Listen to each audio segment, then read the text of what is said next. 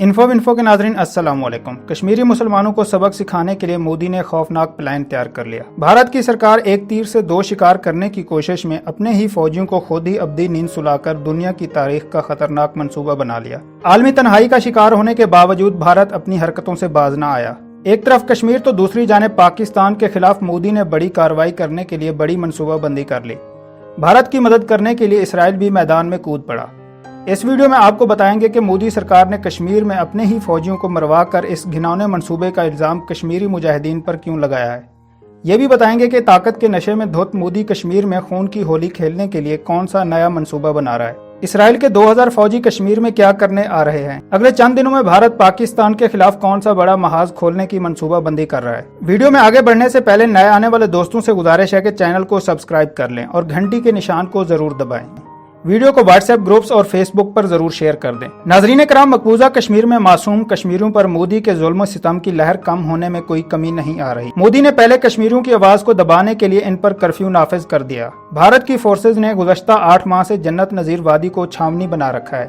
ان 8 مہینوں میں بھارتی فورسز کی بربریت سے 87 کشمیری شہید اور ہزاروں کی تعداد میں زخمی ہوئے، جبکہ ہزاروں کی تعداد میں کشمیری قید و بند میں اذیتیں برداشت کر رہے ہیں۔ تاریخ کے بدترین کرفیو کی وجہ سے دکانیں اور کاروبار بند ہیں۔ تعلیمی اداروں کو بھی تالا لگا ہوا ہے۔ کشمیری گزشتہ 8 ماہ سے گھروں میں قید ہیں۔ مقبوضہ وادی کا رابطہ دنیا سے گزشتہ 8 ماہ سے ٹوٹا ہوا ہے۔ جنت نظیر وادی انسانی بحران کی ایک تصویر پیش کرنے لگی ہے۔ وادی میں خوراک اور ادویات کی شدید قسم کی قلت پیدا ہو گئی ہے۔ مواصلاتی نظام کی بندش، مسلسل کرفیو اور سخت ترین پابندیوں کے باعث بچوں کے لیے دودھ اور زندگی کو بچانے والی ادویات کی شدید قسم کی کمی ہونے کے باوجود کشمیریوں میں آزادی کا جذبہ کم نہ ہو سکا۔ مودی سرکار نے کشمیریوں کو سبق سکھانے کے لیے انسانی تاریخ کا خوفناک منصوبہ بنا لیا ہے۔ ناظرین کرام، گزشتہ چند دنوں سے آپ بھارتی میڈیا سے خبریں سن رہے ہیں کہ شدت پسندوں کے ہاتھوں سے بھارتی فوجیوں کی ہلاکت کے واقعات پیش آ رہے ہیں۔ ابھی 2 روز پہلے خبر سامنے آئی تھی کہ بھارتی فوج کی 21ویں راشٹریہ رائفلز کے ایک کرنل آشوتوش شرما، ایک میجر اور 3 دیگر فوجیوں سمیت کشمیری پولیس کے اسپیشل آپریشن گروپ کے ایک سب انسپیکٹر قاضی اسماعیل احمد کو کشمیری مجاہدین نے ہلاک کر دیا ہے۔ کشمیر میں بھارتی فوجیوں کی ہلاکت کے واقعات ضرور پیش آ رہے ہیں، لیکن کشمیر میں بھارتی فوجیوں کو کشمیر مجاہدین نہیں بلکہ بھارت کی سرکار انہیں خود قتل کروا رہی ہے۔ بھارت کی سرکار کشمیر میں بھارتی فوجیوں کو اس وجہ سے قتل کروا رہی ہے کہ بھارت کی فوج کشمیر میں ناکام ہو چکی ہے۔ بھارت کی سرکار ایک منصوبے کے تحت کشمیر میں اسرائیل کے فوجیوں کو داخل کرنا چاہتی ہے۔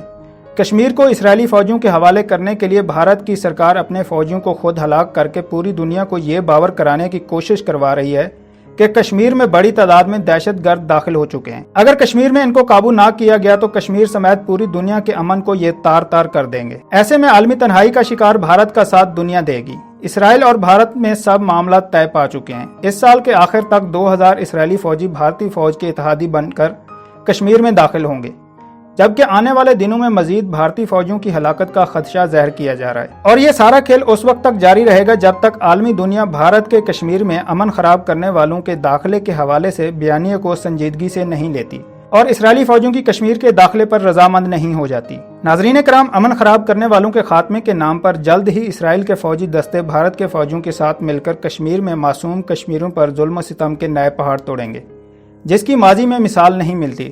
کشمیر میں امن و امان کو خراب کرنے والوں کے داخلے کے الزام کو سچ ثابت کرنے کے لیے مودی سرکار نے ایک اور نیا پروگرام شروع کیا ہے کہ اب جو بھی بھارتی فوجیوں کے ہاتھوں سے کشمیری نوجوان شہید ہوں گے، ان کی لاشوں کو لواحقین کے حوالے کرنے کی بجائے دوسرے اضلاع میں نامعلوم افراد کے قبرستان میں دفنایا جائے گا۔ مودی سرکار کو اس سے یہ فائدہ ہوگا کہ کشمیری نوجوانوں کے جنازوں میں ہزاروں کی تعداد میں شرکت کرنے والے اور حریت کے جذبے سے سرشار کشمیریوں میں آزادی کے مضبوط ہوتے جذبے کو روکا جا سکے۔ دوسری طرف اگر اقوام متحدہ کے مبصرین سمیت عالمی اداروں کے نمائندے کشمیر کے دورے پر آئیں تو انہیں بتایا جائے کہ ان قبرستان میں جو ہزاروں کی تعداد میں قبریں موجود ہیں، یہ سب غیر ملکی امن خراب کرنے والوں کی ہیں، جو کشمیر کے امن کو تار تار کر کے کشمیر کی عوام اور سرکار کے لیے مسائل پیدا کرنے کی کوشش کرتے ہیں۔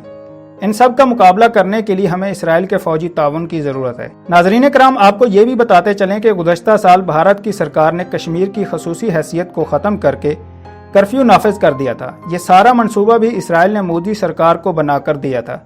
جیسے ہی اسرائیل کے فوجی دستے کشمیر میں داخل ہوں گے تو کشمیر کی بھی وہی حالت بنانے کی کوشش کی جائے گی جو حال آج کل فلسطین کا ہے۔ امن خراب کرنے کا لیبل لگا کر جس کو چاہے جب مار دیا جائے۔ اور دنیا کا کوئی ملک بھی اسرائیلی فوجیوں سے سوال تک نہیں کرتا۔ اسرائیل بھارت کے کندھے پر سوار ہو کر کشمیر میں اس لیے داخل ہونا چاہتا ہے کہ خطے کے امن کو تباہ کیا جائے۔ پاکستان، چین اور افغانستان مل کر جو معاشی منصوبہ بنا رہے ہیں اس کو کسی صورت میں خراب کیا جائے جبکہ چین کو سپر پاور بننے سے روکا جا سکے۔ نریندر مودی اور اسرائیل کے وزیر اعظم کے درمیان دوستی پروان چڑھ رہی ہے، جس کا اظہار نریندر مودی سوشل میڈیا پر بھی کئی بار کر چکے ہیں۔ ناظرین، بھارت اور اسرائیل کی تاریخ بھی ایک جیسی ہے۔ بھارت کشمیریوں پر ظلم کر رہا ہے اور اسرائیل فلسطین کے لوگوں کی آواز کو دبا کر ظلم و ستم جاری رکھے ہوئے۔ بھارت کے وزیر اعظم نریندر مودی گجرات کے وزیر اعلیٰ رہ چکے ہیں، جہاں پر 2002 میں تقریباً 2000 سے زائد بے گناہ مسلمانوں کو ابدی نیند سلایا گیا تھا۔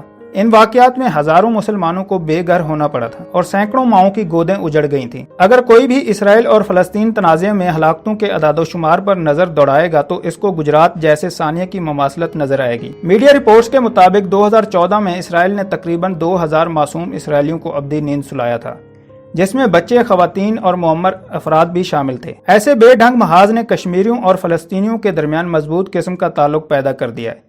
دونوں جانب سے لوگ آزادی کی خاطر اپنی کوششیں جاری رکھے ہوئے ہیں۔ بھارت میں اسرائیل کو مضبوط اتحادی سمجھا جاتا ہے۔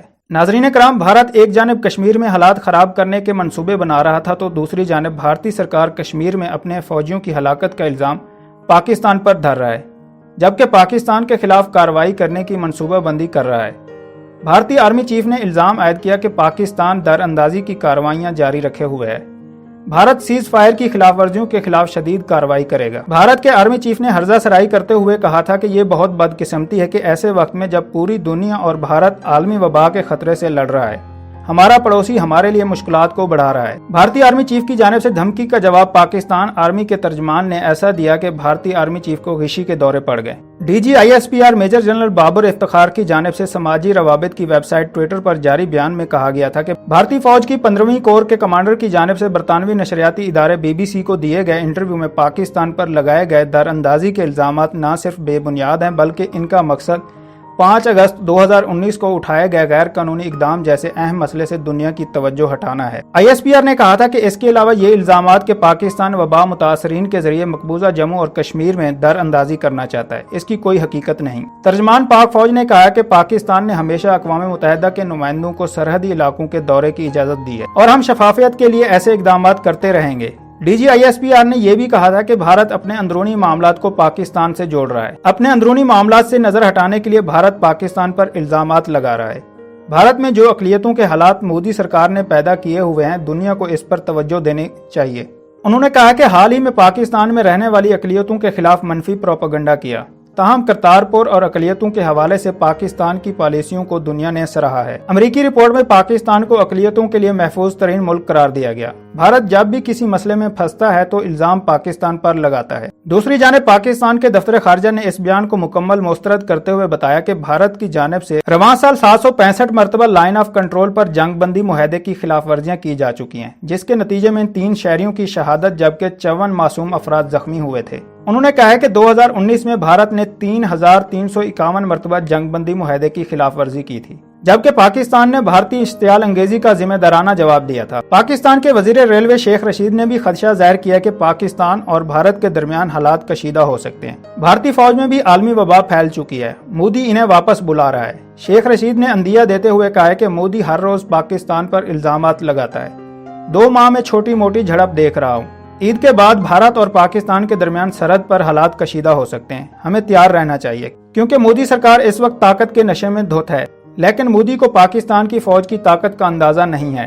ناظرین، بھارت ماحول خراب کرنے کے لیے آئے روز لائن آف کنٹرول کی خلاف ورزیاں کر رہا ہے۔ بھارت نے 2020 میں اب تک 765 مرتبہ سے زائد سیز فائر معاہدے کی خلاف ورزی کی ہے اور جان بوجھ کر آزاد جموں کشمیر میں LOC کے قریب رہنے والے معصوم پاکستانیوں کو نشانہ بنا رہا ہے۔ بھارت LOC اور ورکنگ باؤنڈری پر کشیدگی میں اضافہ کر کے مقبوضہ کشمیر میں انسانی حقوق کی بدترین صورتحال سے دنیا کی توجہ ہٹانا چاہتا ہے۔ دوستو، ویڈیو پسند آئی ہے تو لائک اور کامنٹ کرنا مت بھولیں۔ اگر ابھی تک چینل کو سبسکرائب نہیں کیا تو سبسکرائب کر لیں اور گھنٹی کے نشان کو ضرور دبائیں۔